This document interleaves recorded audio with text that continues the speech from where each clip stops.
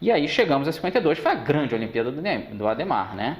Ele realmente chegou sobrando, ele passou em primeiro com 15,32. O Geraldo de Oliveira ainda disputou essa Olimpíada, o Hélio infelizmente não pela contusão dele. O Geraldo passou em décimo. E até curioso que eu nem sabia disso, só pesquisando aqui, o José Teles da Conceição, que ganhou medalha de bronze no salto em distância, também participou desse salto triplo e ficou em 17º por 2 vaguinhas, não entrou na final aí também do salto triplo, né?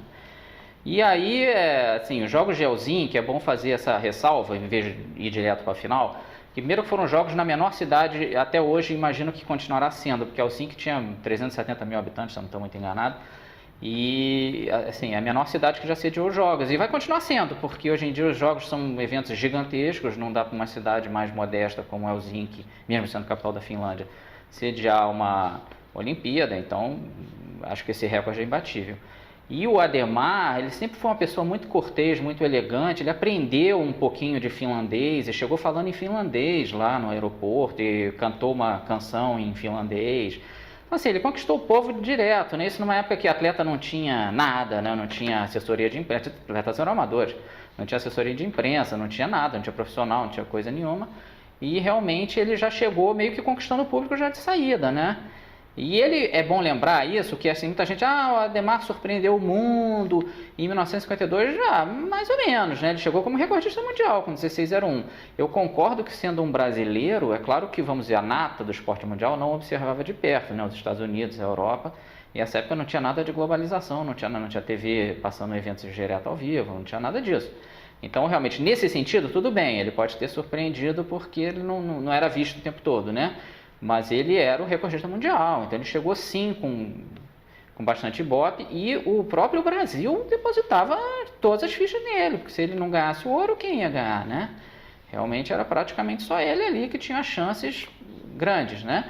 Então, por isso, até muito, ele foi um pouco perseguido, ele, né, foi retratado que ele ficou em farras com louras e ficava tocando violão o tempo todo, ele até meio reconheceu isso, claro que não em sentido de farra, mas que, né, um pouquinho de assédio não fez mal a ele, mas isso deixou ele com raiva da imprensa e quis mostrar resultado. E mostrar resultado foi exatamente o que ele fez, porque ele ganhou uma das vitórias mais incontestáveis da história das Olimpíadas, né? Por exemplo, puxando aqui a classificação, ele passou em primeiro com 15,32, como eu falei, e na final, todos os saltos dele foram ótimos, assim, ele no primeiro já fez 15,95, já assumindo a liderança, no segundo fez 16,12, batendo o recorde mundial que era dele mesmo, depois fez 15,54, você vê, o salto mais fraco dele foi esse 15,54, já lhe daria o bronze. Se ele só tivesse saltado isso, ele ganhava o bronze. Ou seja, o pior dele foi o terceiro melhor de todos. O quarto salto foi 16,09, também acima do antigo recorde mundial. Aí ele finalmente bateu de vez com 16,22, foi a marca que ficou.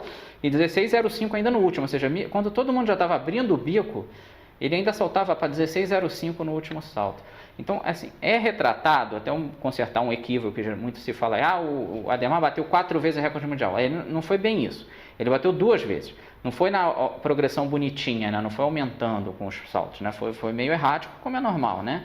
Ele bateu 2 vezes com esse 16,12 e depois com 16,22, mas ele fez 4 vezes marcas maiores que o antigo recorde de 16,01. Isso ele fez. Então ele ganhou assoviando, assim, realmente ele sobrou muito. O Sherbakov, que ficou com a prata, ficou com 15,98, você vê, nem chegou aos 16.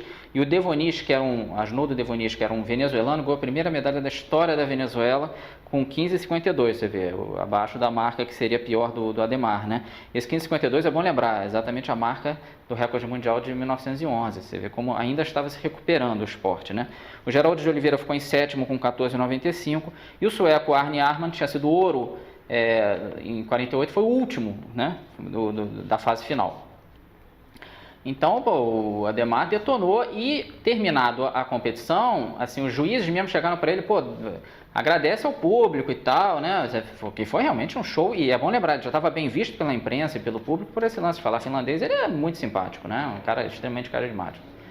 E aí ele foi dar a volta e tal, e instituiu essa volta olímpica, que é só bom só botar um reparo, ainda bem assim que ele inventou a volta olímpica. A volta olímpica foi inventada pela seleção uruguaia de futebol em 24 e 28. Ela comemorou o título assim, isso pegou, mas isso acontecia muito em esportes coletivos, né? Então é uma tradição até hoje, o time é campeão, dá a volta no estádio e tal, agradecendo a torcida e tudo mais. Mas o Ademar foi o primeiro que fez isso individualmente, e hoje em dia é uma completa e absoluta tradição. Todo atleta que ganha uma medalha de ouro ali, até prata ou bronze, sai comemorando, dá a volta, mas já faz parte do esquema das Olimpíadas, né?